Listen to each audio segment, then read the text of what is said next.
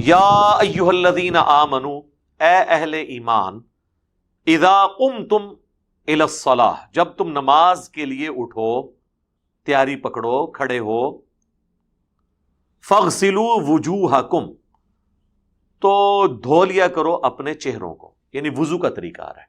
اچھا، اب اس میں تو یہی لگ رہا ہے کہ جتنی دفعہ نماز کے لیے آپ نے کھڑے ہونا ہے آپ نے وضو کرنا ہے۔ قرآن خاموش ہے اس حوالے سے کہ اگر کسی کا پہلے ہی وضو ہے تو اس نے دوبارہ وضو کرنا ہے یا نہیں کرنا۔ قرآن کے تحت تو یہ کہ جب نماز پڑھنے لگو تو ایک دفعہ وضو ضرور کرنا ہے، تو اس سے تو یہ بھی اشارہ ملتا ہے کہ ہر نماز کے لیے الگ وضو ہونا چاہیے۔ لیکن جو مخالفین ہیں نا، جو منکرین احادیث ہیں، وہ کہیں گے جی یہ تو آپ خود سے مطلب نکال رہے ہیں۔ بھئی دونوں مطلب نکل سکتے ہیں، یہ مطلب بھی نکل سکتا ہے کہ اگر کسی کا وضو ہے تو کرنے کی ضرورت نہیں، اور یہ بھی نکل سکتا ہے کہ جب جب نماز پڑھنی ہے اس نماز کا وضو الگ کرنا ہے۔ سنت ہمیں پھر ڈکلیئر کرتی ہے، صحیح بخاری صحیح مسلم میں کئی احادیث ہیں جو اس کو سپورٹیو ہیں کہ نبی علیہ السلام نے غزوہ خیبر کے موقع کے اوپر ایک وضو سے کئی نمازیں پڑھائیں، اور فرمایا میں نے جان بوجھ کے ایسا کیا ہے تاکہ تمہیں یہ بات بتاؤں کہ وہ حکم منسوخ ہو گیا ہے کہ ہر نماز کے لیے الگ وضو کیا جائے۔ اب ایک وضو اگر قائم ہے تو آپ متعدد نمازیں اس سے پڑھ سکتے ہیں اگر وضو ٹوٹا نہیں ہے، لیکن پریفریبل یہ ہے کہ الگ سے وضو کیا جائے، وہ زیادہ افضل ہے، ثواب کا کام ہے، نور علی نور ہے، وہ کوئی فضول خرچی نہیں ہے، نہ پانی کا ضیاع بھی نہیں ہے۔ تو جب تم نماز کے لیے کھڑے ہو تو وضو کر لو، اور وضو کرنے کا طریقہ کیا ہے؟ چہرہ دھو۔ اب ہم تو شروع میں مسواک بھی کرتے ہیں، کلی بھی کرتے ہیں، ناک میں پانی بھی چڑھاتے ہیں، اس کا ذکر قرآن میں موجود نہیں ہے، وہ سارے کے سارے سنت اعمال ہیں، وہ کوئی کر لے تو بہتر ہے، نہ کرے تو کوئی حرج نہیں۔ وضو اس کا تب بھی ہو جائے گا اگر وہ 4 فرائض قرآن والے پورے کر لے۔ اپنے چہروں کو دھو، وَأَيْدِيَكُمْ إِلَى الْمَرَافِقِ، اور اپنے ہاتھوں کو کوہنیوں تک، یعنی کوہنیوں تک کا مطلب ہے کوہنیاں بھی بیچ میں شامل ہے۔ جب تک بات ہوتی ہے تو وہ چیز شامل ہوتی ہے بیچ میں، کوہنیوں تک۔ یہ نہیں بتایا 1 دفعہ 2 دفعہ 3 دفعہ، وہ بخاری مسلم میں آتا ہے 1 دفعہ بھی سنت ہے، 2 دفعہ بھی سنت ہے، 3 دفعہ بھی سنت ہے۔ وَامْسَحُوا بِرُؤُوسِكُمْ، اور مسح کرو اپنے سروں کا، وَأَرْجُلَكُمْ إِلَى الْكَعْبَيْنِ، اور اپنے پاؤں کو بھی ٹخنوں تک۔ اب یہ ہے جو سنی شیعہ کنفلکٹ ہے۔ اہل تشیع کا موقف یہ ہے کہ اور پاؤں بھی ٹخنوں تک کی ضمیر لوٹتی ہے وَامْسَحُوا کی طرف، کہ مسح کرو سروں کا اور پاؤں کا ٹخنوں تک۔ اہل سنت یہ کہتے ہیں کہ یہ ضمیر لوٹتی ہے پچھلی طرف، کیونکہ یہاں پر ارجولیکم نہیں آیا، ارجولکم آیا ہے۔ چونکہ پہلے آیا تھا ایدیکم، تو یہاں آیا ہے ارجولکم۔ یہ میں عربی لنگوسٹک میں بات کر رہا ہوں، اس لیے اس کی ضمیر پیچھے کی طرف لوٹ جاتی ہے۔ جب اہل سنت کہتے ہیں کہ یہاں پہ ارجولکم آیا تو وہ کہتے ہیں کہ جی ارجولیکم اس لیے نہیں آیا کہ یہ با نے جو زیر دی ہے برؤوسکم کو، وہ برؤوسکم کو جو زیر ملی ہے وہ با کی وجہ سے ملی ہے، ٹھیک ہے جی۔ اگر با نہ ہوتی تو یہاں پہ بھی رؤوسکم ہی ہوتا۔ خیر، یہ یعنی عربی لنگوسٹک کے اعتبار سے دونوں طرف مطلب جا سکتا ہے۔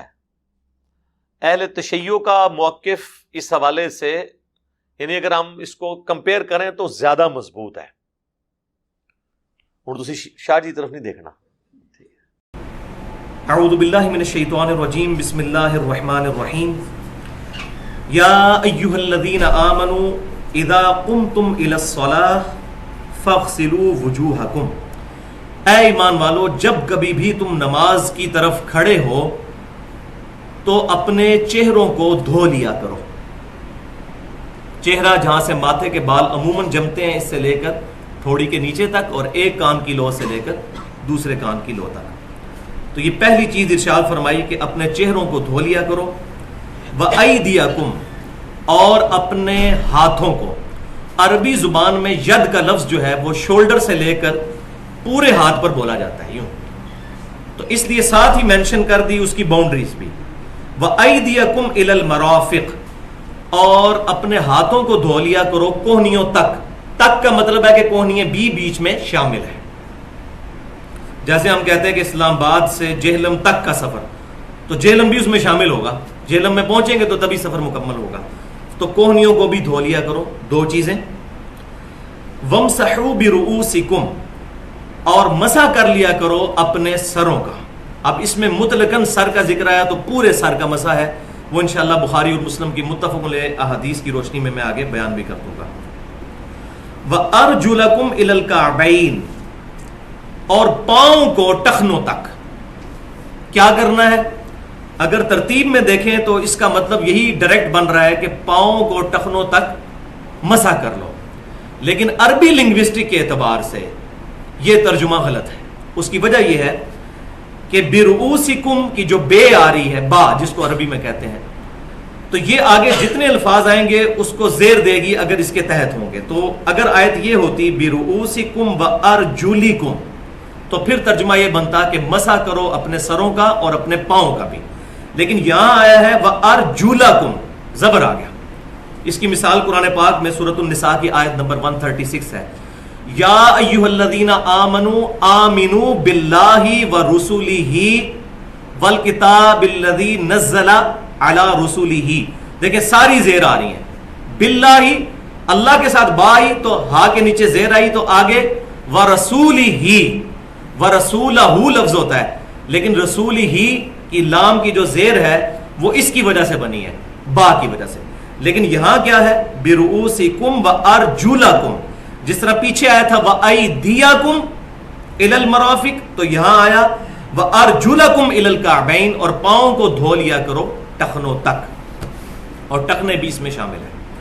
تو اس میں اہل تشیع کا جو ہمارے بھائیوں کا اختلاف ہے وہ اس کا ڈائریکٹ ترجمہ کرتے ہیں، اور وہ بھی یہ مانتے ہیں کہ قرآن پاک کی جو اس وقت ہمارے پاس قرات مصحف کی شکل میں موجود ہے، جس پہ پوری امت کا اہل سنت اور اہل تشیع دونوں کا اجماع ہے، اس میں قرات یہی ہے ارجلکم.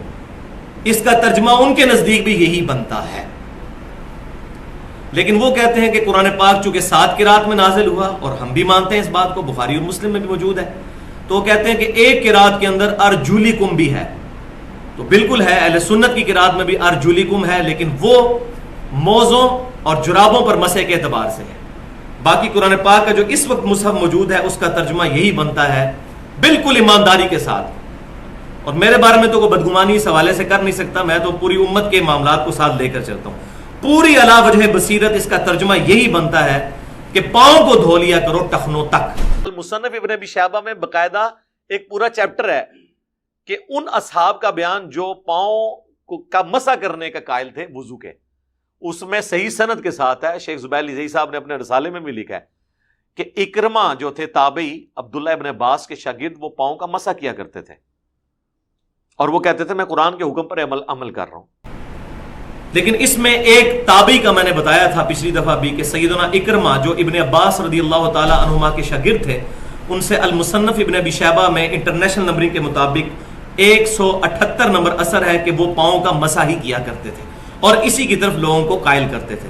لیکن بات وہی ہے کہ جب تک نبی صلی اللہ علیہ وسلم اور صحابہ کرام رضوان کی اجماع کی مخالفت نہ ہو اس وقت تک ہی تابعی کا قول ایکسیپٹیبل ہوگا، ادروائز ان کا اجتہادی ذاتی مسئلہ ہے، وہ امت کے لیے ماننا ضروری نہیں ہے.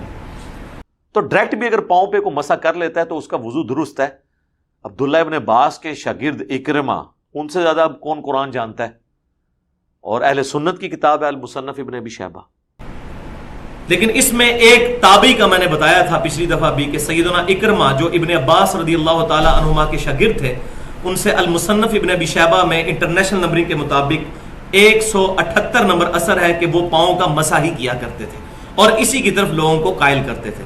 لیکن بات وہی ہے کہ جب تک نبی صلی اللہ علیہ وسلم اور صحابہ کرام رضوان کی اجماع کی مخالفت نہ ہو اس وقت تک ہی تابعی کا قول ایکسیپٹیبل ہوگا، ادروائز ان کا اجتہادی ذاتی مسئلہ ہے، وہ امت کے لیے ماننا ضروری نہیں ہے. اہل تشیع میں بھی ایک گروہ ہے زیدیہ جو یمن میں پایا جاتا ہے، وہ پاؤں دھونے کے قائل ہے. لیکن اہل تشیع کہتے ہیں یہ سنیوں کا فرقہ ہے، وہ اپنے آپ کو شیعہ سمجھتے ہیں، کہتے بھی ہیں. اور میں نے بتایا تھا کہ جو ثاقب اکبر صاحب نے کتاب لکھی ہے پاکستان کے دینی مسالک، اس میں تمام جو مکاتب فکر ہیں ان کے علماء کے انٹرویوز کر کے ان کے عقائد لکھے ہیں. اس میں جو اہل تشیع کے اندر انہوں نے لکھ دیا ہے کہ اہل تشیع کا ایک گروہ جو ہے جو زیدیہ ہے جو امام زید کو مانتا ہے اپنا امام ائمہ اہل بیت میں سے، تو وہ پاؤں دھونے کا قائل ہے، لہٰذا یہ کسی حد تک چیز زیادہ مضبوط ہو جاتی ہے اس حوالے سے۔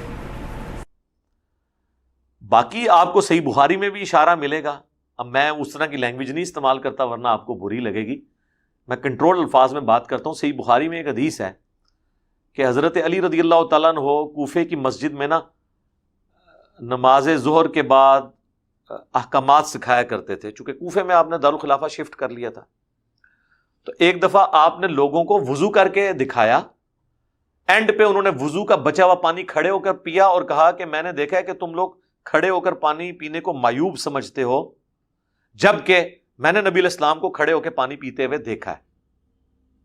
عمومی سنت بیٹھ کے پانی ہے، لیکن کھڑے ہو کے بھی اگر کوئی پانی پیے تو جائز ہے، حرام نہیں ہے۔ وہ صحیح مسلم کی حدیث جو کھڑے ہو کے پانی پیے وہ کیا کر دے وہ منسوخ ہے اس حدیث کی وجہ سے۔ تو سیدنا علی نے یہ عمل کر کے بتایا۔ اب اس میں بڑے حیران کن بات ہے، وہ اتنی لمبی حدیث ہے لیکن اس میں الفاظ پتہ کیا ہیں؟ راوی کہتا ہے کہ حضرت علی نے وضو کیا، اس کے بعد یعنی وضو میں انہوں نے پھر ڈیٹیل دیکھیں کیا بیان کرتا ہے، چہرہ دھویا، دونوں ہاتھ کونیوں سمیت دھوئے، آگے نہ راوی بھول جاتا ہے کہ دھویا یا مسح کیا، آگے راوی کہتا ہے، وہ جو نچلا راوی ہے، اوپر والے نے تو شاید پوری حدیث اس کو بیان کی ہو، نچلا راوی کہتا ہے اس کے بعد اسی طریقے سے انہوں نے ذکر کیا سر کا اور پاؤں کا۔ یار ایک لفظ اور ایڈ کر دیتا کہ سر کا مسح اور پاؤں دھونا،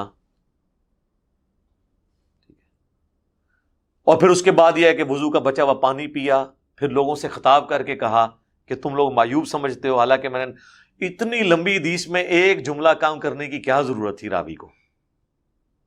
اس سے کوئی حدیث چھوٹی تو نہیں ہو جانی تھی؟ حضرت علی کی اپنی باتیں نقل کی ہوئی ہیں جو نبی علیہ السلام کے وہ ریفرنس سے بیان کر رہے ہیں، اور وہ اینڈ پہ کہہ رہے ہیں کہ میں نے رسول اللہ کو اس طرح وضو کرتے ہوئے دیکھا ہے۔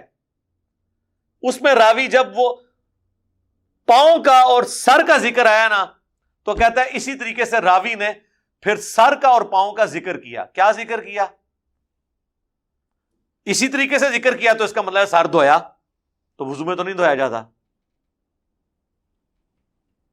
اب اہل تشیع کہتے ہیں کہ یہاں پہ مسح ہی تھا، وہ راوی نے اس کو سکپ کر دیا۔ مجھے بھی بعض اوقات شک پڑتا ہے کہ شاید ایسا ہی ہوا ہو، اور یہ راوی سے مراد میں امام بخاری نہیں لے رہا، امام بخاری سے اوپر کئی ایک واسطے ہیں، یہ نہ ہو کہیں کل کو کہہ دیں امام بخاری کے اوپر فتویٰ لگا دیا۔ 7ویں حدیث جامعہ ترمذی اور سنن نسائی کے اندر موجود ہے کہ ابو حیہ تابعی رحمۃ اللہ علیہ کہتے ہیں کہ سیدنا علی رضی اللہ تعالیٰ عنہ نے ہمیں ایک دفعہ مکمل وضو کر کے دکھایا پریکٹیکلی، جس میں آپ رضی اللہ تعالیٰ عنہ نے 3 دفعہ چہرے کو دھویا، 3 دفعہ پہلے ہاتھوں کو دھویا، پھر 3 دفعہ چہرے کو دھویا، بیچ میں کلی اور ناک والا بھی معاملہ، اس کے بعد آپ رضی اللہ تعالیٰ عنہ نے 3 دفعہ دونوں ہاتھوں کو بازوؤں سمیت دھویا، پھر پورے سر کا 1 دفعہ مسح کیا، پھر 3 دفعہ اپنے پاؤں کو دھویا۔ لہذا سیدنا علی سے بھی پاؤں دھونا ہی ثابت ہے، ہمارے پاس جو صحیح سند سے روایتیں پہنچی ہیں، یہ خصوصاً میں اہل تشیع کے حوالے سے بات کر رہا ہوں۔